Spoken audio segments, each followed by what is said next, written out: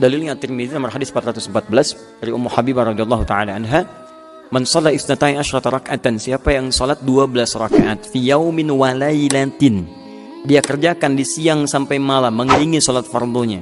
Perhatikan baik-baik, arba'an qabla dhuhri, rumusnya 4 rakaat sebelum zuhur. Bisa kerjakan 2-2 atau langsung 4 boleh. Anda kerjakan langsung 4 rakaat, langsung 4 itu boleh. Tapi kalau kondisinya tidak memungkinkan, misal belum orang terbiasa mengetahui 4 rakaat sebelum zuhur, taunya 2, maka Anda kerjakan 2-2, 2 rakaat, 2 rakaat. Dikhawatirkan ketika kerjakan 4 dapat penilaian berbeda dari orang lain. Siapa tuh? Iya ya, kok duluan sholat? Iya, kalian sesat kali ya? Sesat, Masya Allah. Iya.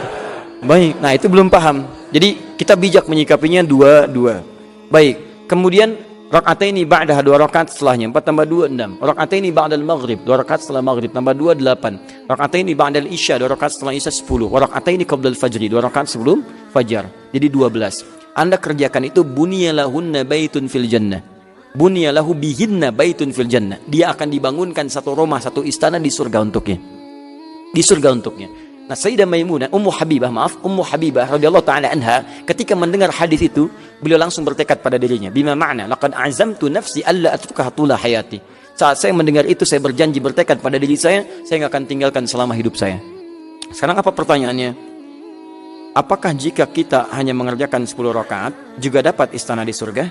Karena di masjid, nah ini dia poinnya. Karena di masjid lingkungan saya, jarak antara adzan zuhur ke iqamah pendek sekali, sehingga ketika qabliyah zuhur hanya bisa dikerjakan 2 rakaat, tidak bisa 4 rakaat. Teman-teman, berita baiknya bagi Anda, di Al-Bukhari dari Abu Hurairah radhiyallahu taala anhu, beliau menyampaikan, lihat, qala Rasulullah sallallahu alaihi wasallam, satu kali Rasulullah sallallahu alaihi wasallam bersabda, "Idza maridal 'abdu aw safar, kutiba lahu mithla ma kana 'alaihi muqiman sahiha." Jika seorang hamba terbiasa mengerjakan amalan yang sempurna, kemudian dia punya uzur, bisa uzurnya sakit atau kondisi tertentu atau bahkan safar, yang dengan itu tidak bisa mengerjakan amalan rutinnya dengan sempurna, maka ketika dia kerjakan di luar kebiasaannya, pahalanya tetap dituliskan sempurna. Kami datang ke sini, safar dari Bekasi sampai ke sini, tiba-tiba di perjalanan kilometer 57, masuk waktu zuhur, teman-teman. Cuaca kemudian nyaman, tapi keadaan masih macet. Kami datang di situ, tunaikanlah kemudian zuhur dengan asar, jamak qasar. Zuhur 2 rakaat, asar 2 rakaat. Pasti ada peluang masih terbentang luas untuk mengerjakan sholat sunnah. Kerjakan tidak? Tidak. Jangan terlampau soleh. Lihat. Kenapa? Karena yang fardu aja dikurangi. Masa mau mengerjakan yang sunnah? Zuhur kan 4 jadi 2 kan? Asar 4 jadi 2. Yang fardu dikurangi. Saat Anda mengurangi 4 jadi 2 karena dibenarkan dan ada uzur syar'i, maka pahala tetap dituliskan 4 untuk Anda. Tapi yang spesial, karena Anda terbiasa mengerjakan sholat sunnah misalnya, kondisi itu nggak bisa Anda kerjakan, pahala sholat sunnah pun tetap diberikan kepada Anda. Tadi kondisi Anda biasa 4, dekat rumah itu kemudian pendek waktunya, tiba-tiba saya kerjakan 2, dituliskan tetap 4 bagi Anda, pahala sempurna. Oh, kalau gitu saya biasakan kesini aja deh yang 2. Masya Allah, ditulisin 4, berubah keadaannya pada saat itu. Maka dapatlah istana tanpa genteng di atasnya. Tuh, paham ya? Dan yang paling membahagiakan tentang hadis ini itu perempuan. Perempuan tuh uzurnya ada di situ, terutama uzur haidnya. Perempuan dalam keadaan sucinya, dia sholat fardu, dia sholat sunnah, dia baca Quran, dia bersedekah, macam-macam. Itu begitu tiba masa haidnya, dia tidak bisa mengerjakan amalan rutinnya, tapi pahala dituliskan seluruhnya untuknya. Sholat sunnahnya, bacaan Qurannya. Makanya rugi akhwat yang di bawah ini, atau pemirsa dimanapun Anda berada yang akhwat, rugi kalau Anda masa-masa sucinya tidak memaksimalkan amalan, lantas saat haid ya cuma dituliskan amalan fardu aja, rugi. Karena masa itu tuh terbatas. Kalau sudah tiba menopause, ya nggak ada jeda itu lagi, sama dengan laki-laki umumnya.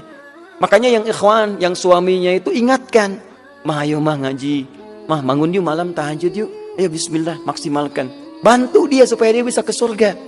Jangan soleh sendirian, bantu. Karena ketika dia ke surga, dia bisa menggandeng Anda dengan bagian-bagian kemuliaan itu. Ada di Quran surah 13 ayat 23 sampai 24-nya. Anda bisa dapatkan itu.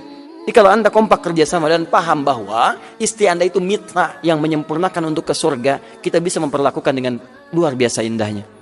Makanya banyak hadis-hadis itu termasuk ini, mengajak kita kompak untuk saling mengingatkan ke surga. Saya sering sampaikan kalimat ini. Saya tidak tahu sih saya melihat atau tidak malam ini. Tapi kadang-kadang kalau tidur, Saya suka lihat wajahnya, wajah istri saya, wajah anak saya. Lihat satu-satu. Pulang malam kadang mereka sudah tidur. Saya perhatikan. Masya Allah, duhai, kalian tenang sekali tidurnya. Pertanyaannya, kita sama-sama di surga enggak? Maka itu ketika kita perhatikan, ya kadang air mata mengalir. Situ kita mulai ambil air wudhu. Kita berdoa, sholat, sujud, kita minta, ya Allah, hadirkan ketenangan bagi kami di surga. Ya Allah, berikan kesempatan menggandeng istri saya, berikan kesempatan menggendong anak saya. Hadirkan kebahagiaan itu lebih dibandingkan saat saya bahagia dengan anak saya di dunia, ya Allah. Kita kenang saat kita pulang, dia menjemput di depan. Bahkan dalam usia 3 tahunnya, dia menyambut di depan. Buya, Masya Allah, senyumnya, bawanya. Teringat satu ketika istri kami mengatakan, Buya mungkin capek kak, kakak tunggu dulu ya. Buya pegal dulu, istirahat dulu. Kalau bisa kakak pijitin. 3 tahun dia datang menyambut depan pintu. Dia pertaruhkan siangnya untuk tidur, malamnya untuk menyambut. Di depan pintu dia datang.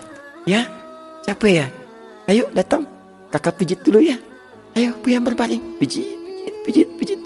Enak ya? Iya. Nyaman ya? Iya. Bobo ya? Begitu 1 menit, ya bangun, main bola yuk. Masya Allah. Indah. Tapi itu indah dan hilang penat kita. Makanya kadang sering saya minta, tolong berikan saya waktu. Saya berikan waktu Anda untuk taklim. Tolong berikan waktu saya untuk mendapati senyum anak saya. Anda nikmat datang bersama keluarga pulang. Saya datang masih ditunggu. Kadang-kadang kita datang dia sudah tidur. Tapi kita terbayang momentum itu di surga, ketemu lagi enggak? Kita berlomba dengan maut, dengan kematian. Dan kita tidak tahu kapan waktu kita untuk berpulang. Karena itu mohonlah selalu kepada Allah untuk menjaga kita dalam ketakwaan terbaik dan mempertahankan keimanan saat kita kembali kepada Allah. Saya mohon pada Anda, kalau diperkenankan hanya untuk mencium tangan Anda, memohon saya cium tangan Anda malam ini. Saya mohon, buka lembaran baru kehidupan kita. Tidak ada manusia yang sempurna, kita bukan malaikat. Kemarin kita salah, siang tadi kita salah, tapi kita bisa berubah. Kalau Anda bisa memilih yang baik, kenapa mempertahankan yang buruk? Karena itu, jika Anda tidak mampu berlomba dengan orang soleh meningkatkan ketakwaan, berlombalah dengan para pendosa untuk bertobat kepada Allah Subhanahu wa ta'ala.